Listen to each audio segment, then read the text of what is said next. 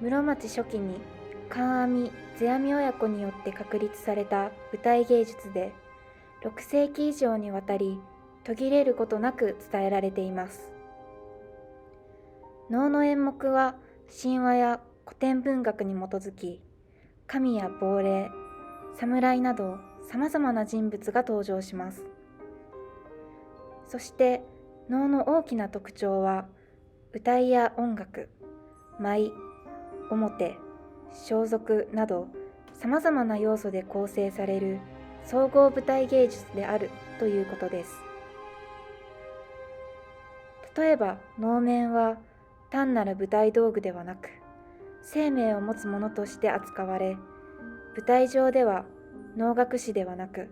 面が主役であるとも言われています。また豪華な装束も能の魅力の一つです。登場人物によっては人物性を表す特徴的な文様の装束を見ることもできます。私たちはディスカバー能イン京都というプロジェクトのメンバーです。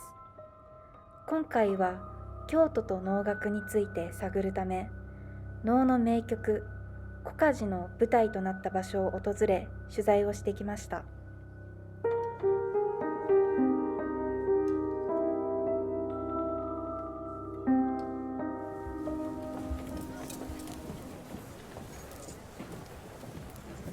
皆さんは小梶の物語をご存知でしょうか。これは毎年平安神宮で行われる京都滝技能で、2015年に観世流によって上演された小梶の映像です。小梶は平安時代の刀鍛冶三条小梶宗近が稲荷明神の力を借りて名刀小狐丸を打ち上げたという伝説をもとに作られています。いかにこのうちに宗近の取り候と彼に手渡りそろず宗近は勅命を受けて一条天皇に捧げる刀を作ることになりますが、相槌を務めるのにふさわしい人物が見つかりません。相槌というのは親方の指示に従い弟子が土を打つ工程のことで、素晴らしい刀を作ろうと思えばその相槌にも相応の力量が求められます。当時最高の刀鍛冶とされていた宗近には、相槌を務めるのにふさわしい人物の心当たりがなかったのです。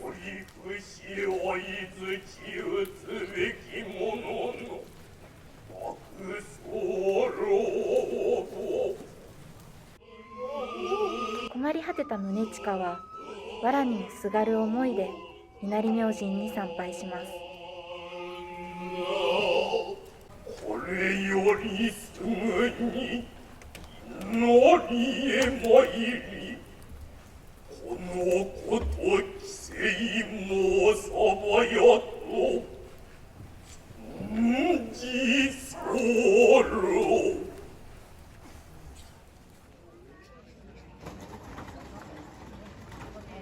宗近が参拝したとされる稲荷神社の総本宮、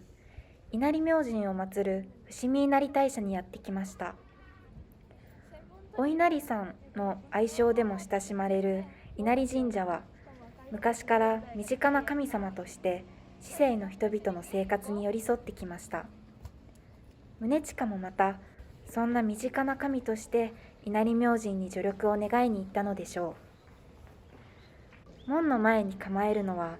稲荷明神の眷属とされる白虎をかたどった像です。白虎の像はここだけでなく、境内に数えきれないほど立ち並んでいます。皆さんも伏見稲荷を訪れた際は、さまざまな場所に潜む白虎を探してみてください。そして伏見稲荷大社といえば千本鳥居。そのほとんどは参拝者に奉納されたもので、新旧入り混じる鳥居の道は先が見えず、神秘的な雰囲気を醸し出しています。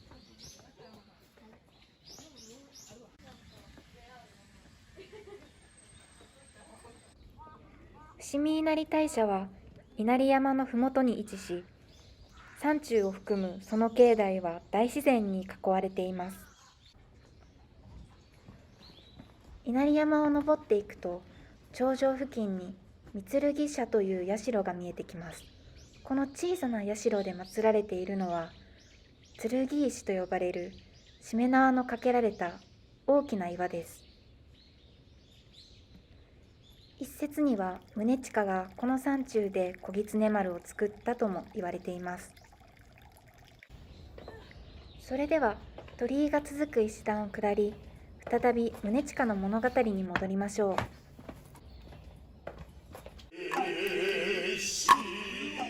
稲荷明神に助力を求めに行った宗近は、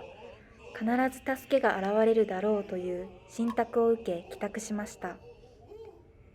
天皇に捧げる最高峰の刀を作るため、宗近は火事場を清め、しめ縄で囲った祭壇で祈祷を始めます。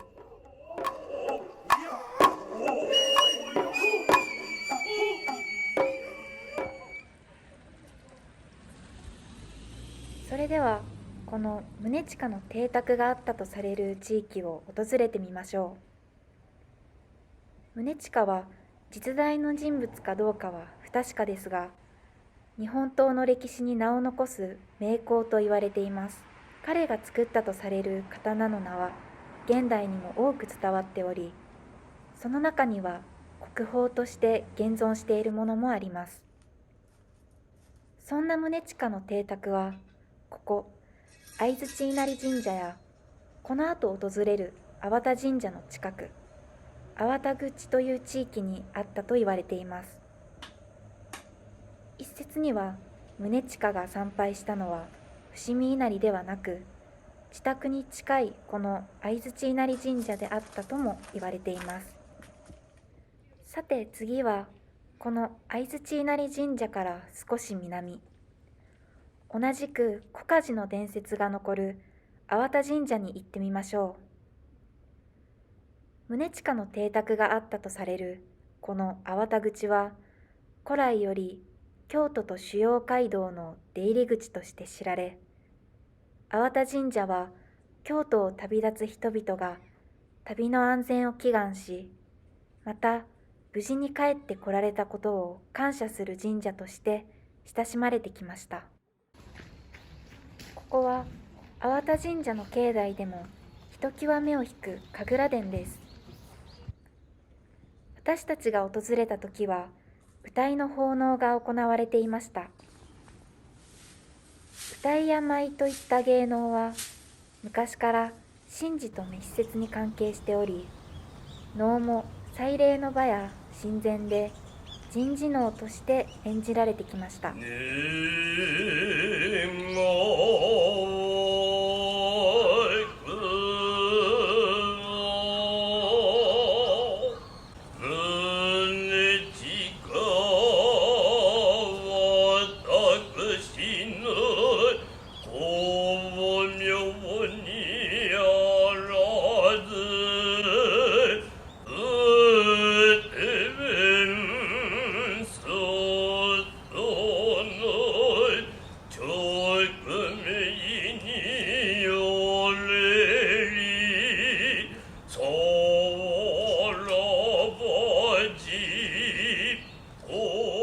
この粟田神社での奉納の様子は、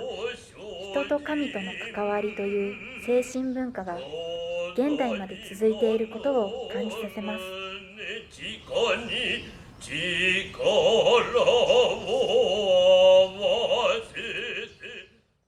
ここは粟田神社の宝物殿。戦いの道具だった日本刀ですが、その優劣を決めるのは刀身の美しさだったといいます。日本刀は時に人の命を奪い、時に持ち主を守り、またその美しさで人を魅了し続けてきたのです。この日本刀について詳しく掘り下げるため、刀鍛冶である中西裕也さんの道場を訪れました。中西さんは2014年に亀岡市で正弘担当所を立ち上げ、日本刀の製作をされています。中西さんが製作された刀を見せていただきながら、刀鍛冶と岡地伝説についてのお話を聞かせていただきましょう。宗近がその相づちに神様的な存在をこう、必要としたっていう、その理由はやっぱりその天皇に捧げるからっていう。それもそうだと思いますよ。やっぱり刀作ること自体神事ってことですから、それはだからやっぱり神社さんで私らやる時も決済にするんですよ。ふんどしになってもみそぎみたいなするんで、やっぱりこの属性の汚れを落としてで神様のお力を借りて作るっていう、それはね今でもそうです。今の刀鍛冶もそうです。奉納刀なんていうかね、神社でのその奉納っていうのは刀自身も奉納なんだけど、刀作る技術自体の奉納でもあるってことです。天皇のためにそうでしょ。刀を奉納せよって言われたら、ほらもう毎日参りますよ、そら。毎日毎日もうみんなに行くしかないですよ。それほど結構もう重い、そうですよ。重要な。それはやっぱりね、名工だから重く捉えるんですよ。普段刀を作る時になんか絶対こう何か魂を込めるじゃないですけど、その前にやる儀式とかってあったりしますか？神頼みを拝むし、あとね、それ神頼みしますよ。私らもそら時に焼き入れ前。そうなんですね。それ焼き入れだけは本当に自分の実力が出るのもそうですけど、それだけじゃないんで、やっぱりその何かにこうアシストしてほしいっていうで、それはやっぱり自分より上の存在っていうのに手伝ってもらうと、それいいのできますよね。そうですね。自分の実力も引き上げてくれるんじゃないですか。だからこそ宗近もそうでしょ。神にそうでしょ。相づちを求めたっていうところですね。基本的には自分の一部になってほしいっていう、大きい土こう振る人ですから、自分が指示するんですよ。これ相づちっていうんですよ。指示するの、この相づちっていう、今こううなずくってもそうなんですけど、指示するとこう叩くんですけど、それ相づちっていうんですよね。刀やとね、意外とその狐稲荷信仰っていうのはやっぱりあるんで、この冬子って風を送るね装置ありますけど、狐の皮はやっぱあんまり使わないっていう。タヌキの皮使ってる。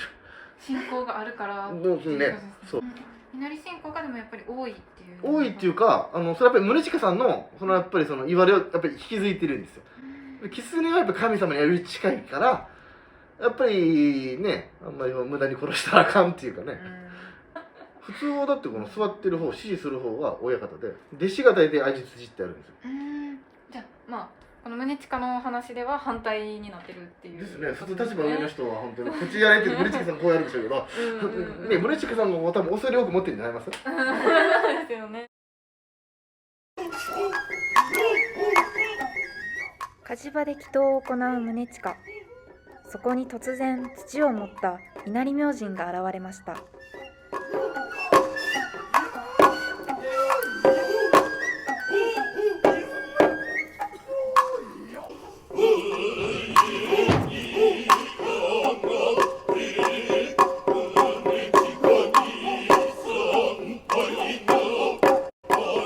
稲荷明神は神託通り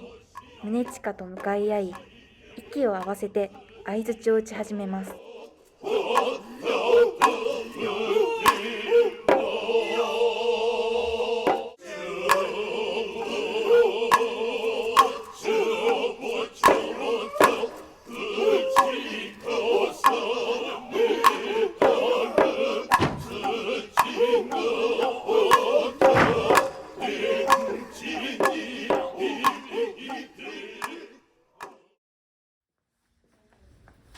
この相づちとはどのように行われるのでしょうか。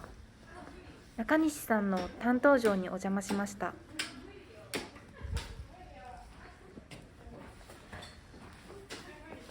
鋼を熱する炉が見えます。日本刀作りではまず木炭の入った炉に火種をつけ、ふいごで風を送りながら火の温度を上げていきます。この時、炎が一定の高さになるように押し引きする速さや強さを調整します。火が高く上がったら、刀の材料である鋼を入れ、炭と炎の中で熱していきます。線香花火のような火花が散ってきた頃がちょうどいい温度になった目安です。この火花は炭の中で鋼の表面が溶けてきたことを意味しています。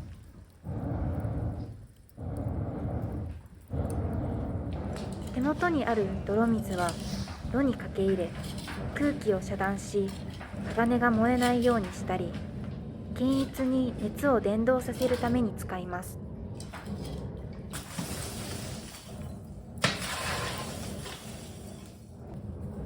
この水を入れる作業によって、火床手前の冷却をしたり、鉄の酸化を防ぐなど、細かい調整をします。適温になったら鋼を取り出し、いよいよ相槌を打っていきます。このように中西さんが左手で鋼を支え、右手の小槌でコンコンとリズムを作り指示を出しています。これが先ほどの話にもあった親方の役目になります。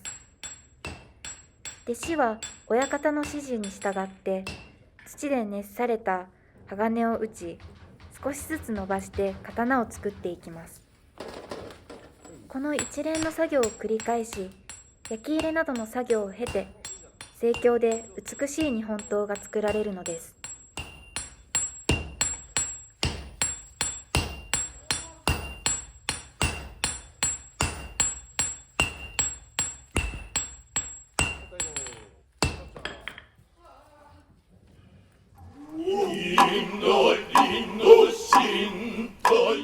最高の刀鍛冶である宗近と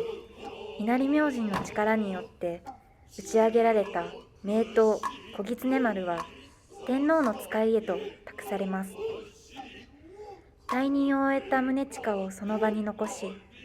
稲荷明神は雲に飛び乗って稲荷山の方へと姿を消したのでした。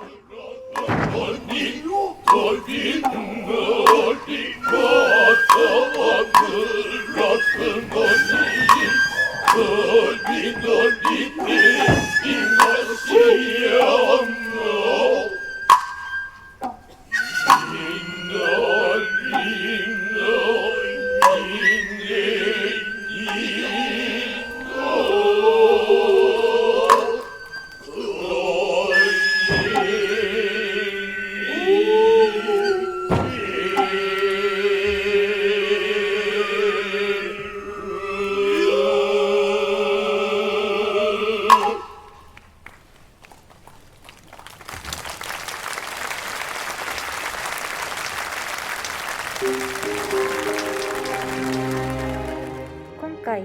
能楽と京都の関連性を探るため、小鍛冶の物語を紐解き、そのゆかりの場所を訪れてきました。能楽には小鍛冶の他にも、京都を舞台にした演目が多くあります。ぜひ、京都という土地に息づく能楽の世界観をお楽しみください。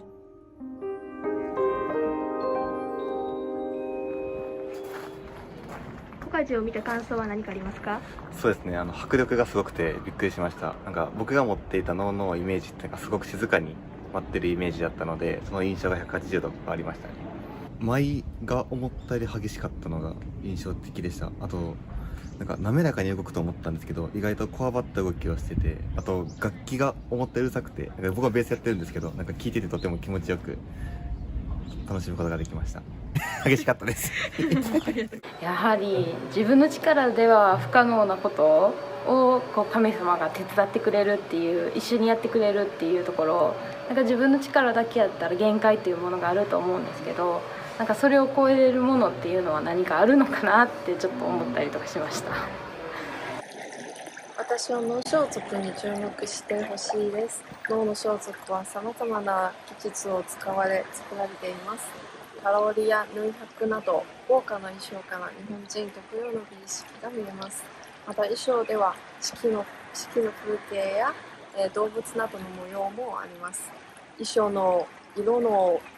組み合わせや柄から役の性別、年齢、あとは性格、身分など様々な情報を読み取ることができます。ぜひ装束から能の世界観を楽しんでください。私は能面に注目してみてほしいです。能面といえば女面と般若面ですが、逆にその2つしか知らないという人も多いと思います。でも能面は実は約250種類もあって、次能を鑑賞なさる際はぜひ能面にもご注目してみてください。私は能楽の歌いに注目してみてほしいです。能楽の歌いは力強くて太い声が特徴的です。初めて聞くと驚くかもしれませんが、日常的にはあまり聞かない声です。なので能楽でしか楽しめないその声に注目して聞いてほしいです。またクライマックスのシーンなど見せ場となるところでは舞も激しくなり、歌いとの相性もとてもいいので、そこにも注目してください。印象に残ったことはやっぱり刀鍛冶の時の不意後で最後ガーッと火を上げてで打つ前のその火の上がり方もあって、全体的にその刀鍛冶の自体がやっぱりパフォーマンス性がすごく高いものなんだなっていう風に感じました。自信を持って自分で打つとどれぐらい力が必要なのかを体験してとても嬉しかったです。能楽の演目における小鍛冶は稲荷明神が相槌を打ってくれるっていうちょっと空想的でフィクション的な感じだと思ってたんですけど、今回お話を聞いて当時の人々はその刀を武器として使う意味もあったけど、そこに神様が宿ってて見守ってくれてるっていう感覚があって、自分よりも上のもの、神的存在っていうのがそういう精神的なものがその演目にも現れてるんやなっていうのがすごいお話を聞いて、演目のその小鍛冶の神が出てくるとかそういうのに納得がいったというか、通じる部分がやっぱりあったんだなっていうのがすごく印象的でした。